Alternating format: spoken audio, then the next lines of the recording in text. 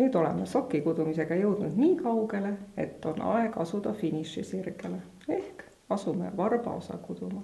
Selleks tuleb ühe varda peal ühe ringi jooksul võtta kahes kohas 2 silmust kokku ehk siis 2 esimest silmust ja 7.–8. silmus ehk siis pärast keskmisi järgmisel. Nüüd ma teen selle ühe kokkuvõtmise ringi ära. Nii, parempidi natuke on siin kangutamist, kuna see 2 silmuse läbikudumine ei ole piisavalt kerge võib-olla. Nii, nüüd jälle 2 tükki kokku. Samal ajal tuleb jälgida, et mõni varras välja ei kukuks. Nii, ja jõudsin lõpule. Nii, järgmine varras. Õigesse positsiooni. Nii, 2 kokku ja siis 4 tükki vahele tavaliselt. Jälle 2 kokku ja 4 varda lõpuni. Nüüd siis 3. vardal 2 kokku, 4 vahele, 2 kokku ja 4 vahele. Eks varba osa kudumisel on kindlasti erinevaid võtteid, et igal vanaemal on omad nipid, et selles mõttes meie õpime siin praegu sellise klassikalise kokkukudumise. Et kui juba teist paari koote, võite oma nippe kasutada. Nii, nüüd sai ring täis. Nüüd, pärast seda, kui üks kokkuvõtmise ring on tehtud, tuleb kududa vahele tavalisi ringe nii palju, nagu on silmuste arv jagada pooleks vardal. Ehk siis meil on siin jäänud 10 silmust, 2 tükki võtsime kokku, tuleb kududa vahele 5 ringi. Nüüd on mul 5 ringi kootud ja aeg on teha järgmine kokkuvõtmine, ehk siis 2 esimest võtame jälle kokku, aga nüüd tuleb kududa 3 silmust vahele, sellepärast et meil on jäänud nüüd 2 võrra vähem silmuseid. 2 kokku, 3 vahele.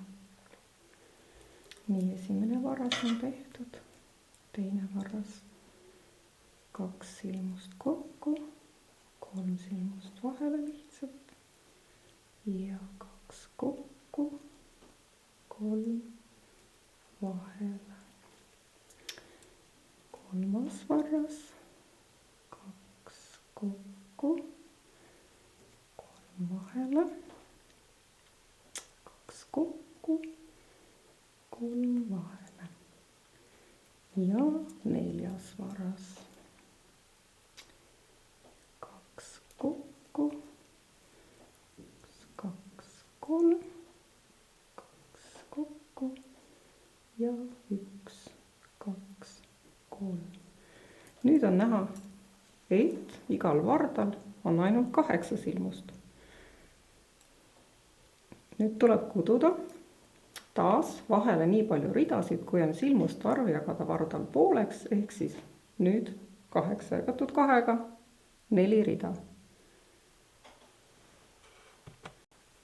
Nüüd ma olen siis kudumisega jõudnud üsna lõpu lähedale, et olen ära teinud ühe kokkuvõtmise ringi, 5 rida vahele, teise kokkuvõtmise ringi, 4 rida vahele, 3., 3 rida vahele, 4. ja 2 rida vahele. Nüüd jäi mul vardale ainult 4 silmust. Ja nüüd on üks selline natuke keeruline osa, aga kõik on sellega ikka hakkama saanud. Tuleb kududa 2 silmust kokku ja uuesti 2 silmust kokku, et vahesilmuseid enam ei ole.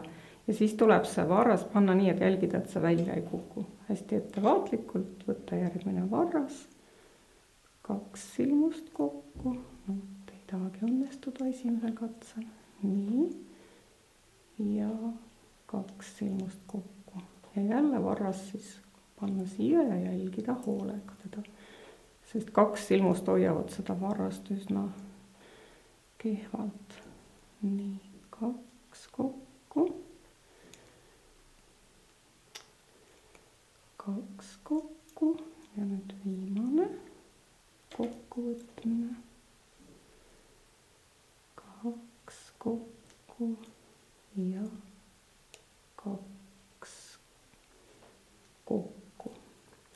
ja nüüd kõige lõpuks tuleb siis teha veel üks ring tavaliselt. Ja mina teen seda niimoodi, et ma koon 2 silmust siia ära, panen ühe varda kõrvale ja võtan järgmised 2 ka samale vardale, et siis on hiljem lihtsam. Nii. Ehk siis 4 silmust sai ühele vardale. Nüüd võtan järgmised 4 ette. 2 tükki koon ära. Panen selle varda kõrvale ja viimased 2 silmust. Nii, ja siis sellega ongi kudumise osa lõppenud. Nüüd tuleb võtta siis käärid, lõigata siit jupik ära, ajada see jupikene nõela taha. Nii. Ja vedada nõelaga see lõng silmustest läbi, et vaadata, et oleks nagu ring, et ei läheks kuskile vastupidises suunas. Kõigepealt siis 4 silmusest, kui 4 korraga ei saa, siis võib ju panna 2 kaupa ja 1 kaupa ka. Selle varda võib kõrvale panna. Tõmbame lõnga läbi. Nüüd teised 4. No, õnnestus kõigist 4 saada varrast välja. Nii, ja nüüd tõmban selle kinni. Käe siia sisse. Et asi oleks veel kindlam natukene, tuleks üks kord veel ajada siit nendest silmustest see lõng nõelaga läbi. Ja nüüd üle 4 ka. Ja siis pista see lõng sinna teisele poole ja tõmmata sinna sisse. Nüüd on sopp peaaegu valmis. Ära tuleb peita veel otsad. Seda otsade peitmist olete te 1. klassis õppinud, et peaksite saama hakkama küll. Ja sopp ongi valmis.